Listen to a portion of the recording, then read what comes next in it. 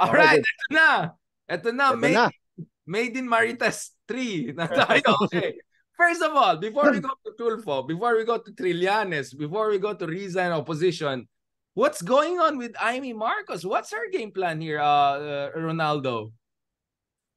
Well, nakita naman natin na immediately after the election, nakita na natin yung mga personal rift between the First Lady and the First Sister, no?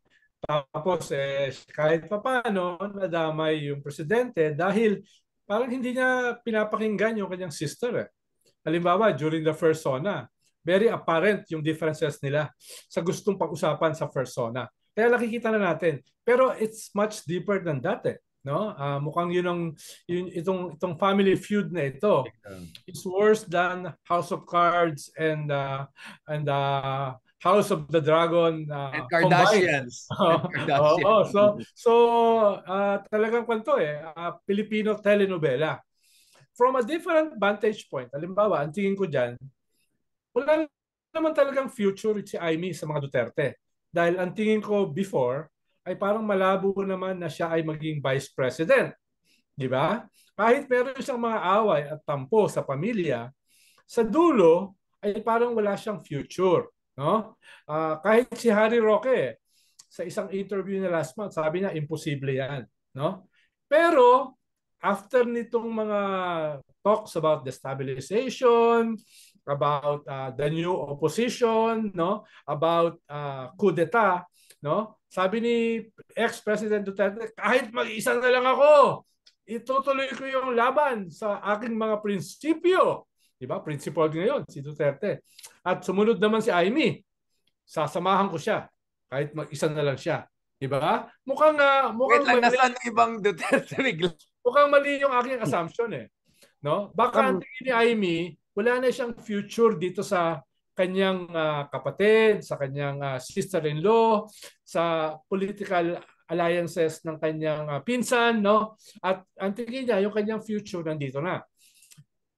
A couple of days ago, sabi ni Harry Roque, mukhang magandang combination yan, no?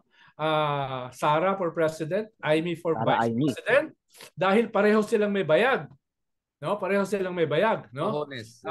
Hindi ko lang sigurado kung si Harry may bayag. Pero at least sinabi niya na yung dalawang babae ay may bayag. No? Yun ang sabi niya. Honest part. Mark, I want to ask. Medyo hinahinay lang sa tatay ko. I mean, Marco. Yeah, tinan nyo naman, yan, saan ba ako nang galing kung hindi sa mas mean-looking ka naman, Mark. Report ko yun nung isang araw. Sorry, Mark. Yes, yung Sara Amy na parang big deal din na nanggaling kay Tatay, I call him Tatay Harry. Na nanggaling kay Harry Roque. Kasi itong si Harry, tingin ko din, is pinaka-loyalista nitong si Sara. Di ba? Parang yan ang...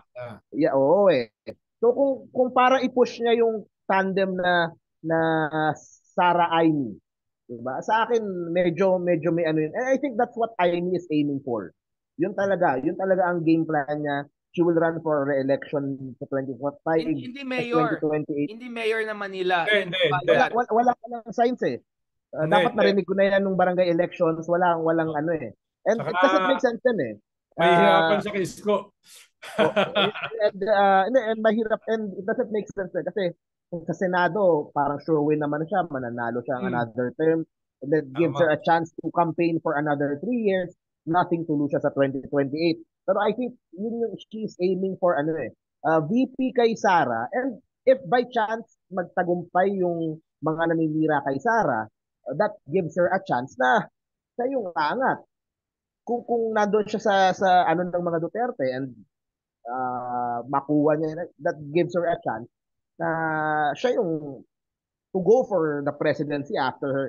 Sa tingin ko, parang hindi din na tama yung naging strategy ng PBB na wala silang binibigay na kahit ano kay Ivy. Kasi she's just pushing her to the other side. You instead need to of having her Consuelo. You think there should be a Consuelo? Like what could be a realistic Consuelo? Like a Consuelo that could work? Hindi ko alam kung what would be enough for Aimee, kung anong mga departments ang gusto niya, kung anong mga o sa mga DFA? pamilya ni Aimee o dun sa mga bataan ni Aimee. I don't know what would be enough. Pero yung maramdaman lang niya na she's part, kumbaga maisang tabi yung mga personal na away for the sake of peace. Kasi ngayon, sarili niyang pinsan eh. Mukhang sarili niyang pinsan, willing siyang taluhin eh. Diba? And anong itsura nun sa tao? It gives yung mga Marcos loyalists na parang caught in the middle, na hindi sure kung Duterte o ano. Si Amy naman nandun kay Duterte eh. So I can remain a loyalist and still support the Dutertes. Kasi nandun si Amy eh. So meron na ngayong hashtag nakikita ko, hashtag tamang Marcos eh. Na parang some are saying na Oh, it nag-escalate should have been Amy. Oo. So, si Amy matalino din eh. She knows the magic of the Duterte. She knows yung power ng tao. And alam din niya na siya din naman, as a Marcos, meron din siyang, if you put them together, ang hirap talagang talunin. So, sa akin, from the start, dapat hindi nila binaliwala itong si Amy. At dapat, they gave her a Yeah. part of the Sir administration, Ronald, kung ever man. I like that analysis, but Sir Ronald, Ronald, do you think there's realistically any way to keep Amy happy enough to stay within one side of the Uniting faction, or it was just inevitable because she was Dalawa always, yung importante na pinagbabatayan nitong away. Yung isa, political, policy. Halimbawa, very critical siya doon sa EDCA, di ba? Very critical siya doon sa pivot sa US, no? Ikalawa ay yung usapin halimbawa ng Maharlika, no? Very critical siya diyan sa Maharlika funds na 'yan, no? Ikatlo, yung mga usapin ng inflation, mga economic policy, no? Very critical siya diyan, no? genuine ba yan? Ronald, you think that's genuine? I think You don't think that's genuine. relevant lang yan? Hindi ganun? Ito that's genuine, no? Tapos yung corruption, no? Yung persona, yun ang gusto niyang tirahin ng kanyang kapatid eh. Yung corruption sa agriculture at saka sa gobyerno, no? Et cetera, et cetera. Di ba? Kinontra pa nga niya yung gobyerno doon sa usapin ng mga Afghan refugees, di ba? Napupunta dito. So, makikita mo na halos tuwing may pagkakataon, kinokontra niya yung policy formulation ng kanyang kapatid ng incumbent government. Pero tingin ko mas malalim eh. It's more personal eh. Tingin ko isang pinanggagalingan ni Amy, ang feeling niya, siya yung hinanda ng kanyang tatay to be a president. Hindi naman yung smart, hindi yung kanyang kapatid, no? Kaya may ganung klase siyang sense of entitlement na ako yung hinanda, bakit ito yung presidente? Ikalawa, tingin ko malalim yung away niya with the First Lady. No? Yun yung isa. At tingin niya, yung First Lady ay isa sa dahilan kung bakit siya na ma-marginalize. No? Kaya medyo malalim on a personal level, malalim on a policy, political level. At ngayon, tama si Mark, wala namang ginagawa para to extend a hand, a peace offering. No? Wala ka nakikita. Kaya, malamang, ito ay tayang pato na dun sa kabilang kampo. No, tayang pato na. Although, pwede pa rin may small chance ng rapprochement. Pero yung maliit na possibility na yun, dumiliit ng gusto. No? Parang tayang pato na siya sa kabila. Nung sinabi niya na kahit mag-isa si Duterte, sasamahan ko siya. No? Yun, mahalagang statement yun dito sa mga nangyayari. Ikaw, Mark, do you have something to say on Amy before we transition to, of course, Idol Rafi? I think mamaya na si Rafi alunan, galit yan kay Rafi na lang tayo. Anything on that? Ikaw, Mark, ano naman, where do you see Rafi coming in? We see na yung issue ng fan aircon, ano ba yan? Pinapasok na, di ba? May para may banat na eh. May banat na naman si Idol Rafi ngayon, di ba?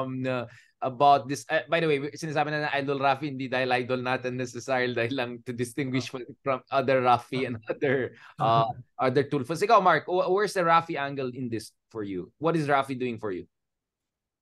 I mean, not for you. I mean, from your perspective, sorry. Hindi ako ano naman last election senatorial, I was fully supportive of Rafi Tulfo.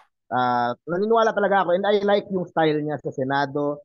I like yung pulso niya sa masa, and I still believe na he has the best chance, if at all, na tumapat dito kay Sara kung magkaroon ng elections na one-on-one, di ba, sa presidential. So sa ngayon siguro, just ginagawa lang yan, siguro ano siya, nakikibagay siya sa lahat. Pero ako mas interested ako tignan yung ginagawa ni Erwin. Yung where Erwin is going with all this eh. Kasi yung mga Tulfos mukhang may mukhang tinitignan ko parang, syempre pagkakapatid may kanya-kanyang ginagawa pero mukhang merong isang direction din eh. And syempre ang end goal pa rin ng mga yan is to have a Tulfo in Malacanang. So mas tinitignan ko yung mga galaw ni Erwin, kung gaano siya kadikit ngayon kay Speaker Romualdez, how he is number one sa mga surveys na effect yan ni Idol Rafi. Malamang effect yun nung Rafi Magic pa rin yan. And I always say nga sa kala Romualdez, ang number one weapon pa rin talaga nitong si Speaker Romualdez is itong si Erwin Tulfo. So mas yun ang tinitingnan ko eh. Kasi si Rafi ngayon, ang tagal pa eh. Hindi niya kailangang mag-take ng side eh. So he's just doing his job, ginagawa lang niya yung sa radyo and yung pero yung si Erwin kasi tingin ko align yung magkakapatid eh. Tapos sa susunod na elections, malay nyo si Ben Tulfo naman. Diba? So the Tulfos are kumbaga they are also aiming eh. Habang mainit sila eh. And why not, diba? Habang ngayon yung kainitan nila. And bawat kapatid merong political may political na hawak eh. So forced to reckon with. So yun ang akin pagdating sa mga Tulfo. Si Erwin ang binabantayan ko ngayon. Kung ano yung magiging kasi tingin ko it is connected doon kay Rafi 2028. Right. I want to comment on this because wasn't Erwin trying to explain yung confidential fund ni Sara? I mean, you could say that maybe Erwin was actually also doing his own thing, right? I'm not saying it's an IME BBM situation, but Ronald, don't you think that we could also have a situation of each of the Tulfo brothers having their own ambitions? Like, kung ako nag-top, bakit siya yung mag-president? Pwede naman ako. You know what I'm saying? Like, of course, we have we are on good terms with all of them. You know, it's like I'm not choosing between any of them. I'm just saying, realistically, if Erwin tops this next race, then why shouldn't he think of himself and his own way of doing things as the way, right? Where do you see this going, Ronald? Since Tulfos are the next big force by many. Well, hindi ko sigurado yung mga relasyon ng mga Tulfo dahil syempre iba-iba rin yung mga personality niyan. Pero from my vantage point, medyo magkalapit si Erwin at saka si Rafi. No, hindi sila magkalayo kumpara halimbawa kay Mon Tulfo, no, na mismo sila publicly kini-criticize yung dalawang magkapatid, no. Kaya I'm not too sure pero mukhang for my vantage point magkaayos silang dalawa, no. Ikalawa ay for now, I think Rafi is doing the right thing. No, hindi siya masyadong nagpapaproject na frontliner, pero within shooting distance siya do sa number one, who is Sara. At medyo bumababa. Sabi mo nga kanina, mataas pa rin si Sara. Yes, pero ang tinitignan kasi natin are not the absolute numbers. Ang tinitignan natin are the movement of numbers. So far, yung dalawang survey, Pulse at saka Okta, medyo bumababa siya. Kung mayroong dalawa pang survey na bababa siya, then delikado siya. No, delikado. Dahil magiging trend na yan. No? Yun yung delikado na dapat gwardiyahan nila. Pero, ang sinasabi ko lang, si Tulfo ay minemaintain niya yung kanyang presence, wag masyadong malayo, wag masyadong invisible, pero wag din masyadong prominent. Dahil maaga pa eh. Ngayon nga, pinupuruhan na siya ng mga trolls eh, ng mga DDS eh. Sinisimula na siyang baklasin. Lalo na kung siya ay masyadong prominent. Ang medyo pumipitik si Erwin. Dahil tatakbo siya as senator. At ngayon, number one siya sa senator. Diba? Siya yung medyo may pagka-attack dog. Banat siya sa China, no? West Philippine Sea, banat siya sa mga cartel, mga smugglers, sumasama siya sa mga raids, no? Pumipitik siya kay Sara sa intelligence fund. So medyo siya yung medyo attack dog ng kaunti kumpara kay Rafi. Si Rafi, ang focus niya land use. Kaya ang binabanatan niya mga bilyar. No? So meron siyang advocacy na medyo safe pero importante. Yan yung mahalaga sa agriculture no? At saka employment. At binabanatan niya yung isang taipan na pinakamayaman yung pamilya sa buong Pilipinas, no? So, pwedeng magkaroon Di ko kilala mga yan. So, pwedeng magkaroon ng traction yung kanyang atake, di ba? So, after the midterm, tingin ko dyan siya re-rebanse. After the midterm. Ngayon, before the midterm, babalansihin niya. Nandyan siya, pero not too much. At ang tingin ko, tama yon. Tingin ko tama yon. O yung ganung class. At si Erwin, ang titira dahil tatakbo siya sa midterms. No? Sa akin lang din, dagdag ko lang din huwag tayong tumigil lang ng pagtingin dun sa dalawang tulpo na yun kasi napakarami nila. Yung si Ralph, yung anak ni Idol Rafi na congressman sa District 2 ng Quezon City, he just pledged sa Partido Federal. I think kahapon o isang araw. So he's now a card-carrying member ng partido ni PBBM. So ano ibig sabihin nun? Siyempre hindi gagalaw yan ng walang basbas ng kanyang ama. Diba? And of course, like I said nga, someone to look then in the future then si Ben Tulfo, si Bitag na may may sariling following din, may sariling so the Tulfos are on an expansion mode.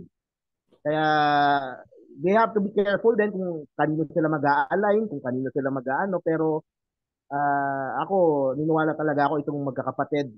Siyempre, ang end goal nila is to have a Tulfo sa Malacanang. And yun na.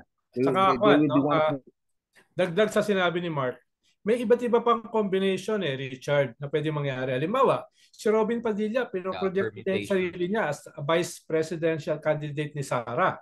Diba? At medyo mataas din yung kanyang rating at magkapartido sila. Tapos, siyempre, si Martin, pinoproject din yung sarili niya. Tingin ko, meron ding isang naghahabol na dark horse.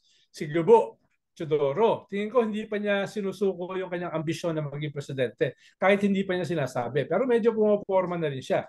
Tapos, pwede rin mangyari kung sakaling hindi umangat si Speaker Martin for some reason or another, pwedeng magkaroon ng compromise, no?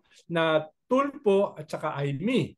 That's a distinct possibility. Or, kung aangat si Martin, pwedeng Martin Tulfo. No? So marami pang possible combination na dahil more than 4 years pa 4.5 years pa, 'di ba? So maraming mangyayari pa. Ito yung ang sinasabi ko lang sa ating uri ng politika, anything can happen. But Ronald, doesn't that give the leverage to actually BBM because he will be the admin for 2028 elections? Na he will be the kind of a thumb Kingmaker. on the scale. Exactly. I mean, that's my point. Kaya nga sabi ko, malakas pa rin si BBM niyan in a sense that all of those permutation you mentioned, BBM's choice will be decisive. Martin Tulfo, Martin, Aimee, all of them, right? In one way or another, he'll be very decisive in that. Except kung malakas si Sara going into 2028. So magiging lame duck siya. Kung malakas si Sara. Kaya nga sinasabi ko kanina, ang window nila para pababain si Sara is 1.5 years. No? Kung hindi nila magagawa yan, then magbabago yung complexion ng political landscape, magbabago yung complexion ng mga alignment. No? Pero at the same time, meron kang mga non-administration pa na posibleng pumorma like the Tulfo. No? Yung Tulfo naman, 1 foot in, 1 foot out. No, depende kung ano yung best combination. War of position, di ba? This is classic war of position. We always say. Gramsci. Yeah, Gramsci, exactly. So this will set the tone for our next episode because in the next episode, so actually we can do. There'll be separate na lang natin yung West Philippines kasi medyo nakakatakot din yun. The next episode, let's talk about the opposition, like the real ideological opposition. I mean, Ian Mark had some back and forth before na. Pwede ito. Sabi ko, okay. Let me be clear. I make a distinction between functional opposition and ideological opposition, right? So functionally, the Dutertes are the opposition right now, but ideological, I don't think they're really an alternative, right? So let's now talk about the other side, which is Riza, Lenny, Pink Movement, whatever. And you're saying even Trillanes could be. Exactly. And Rafi. Okay, let's talk about that. So I'll leave that for the next episode. I just felt parang pag sinabay lang natin sa episode na to, parang it deserves its own episode talaga. All right. On that note, thank you very much, Marco and Ronaldo. Enjoying it from Ricardo.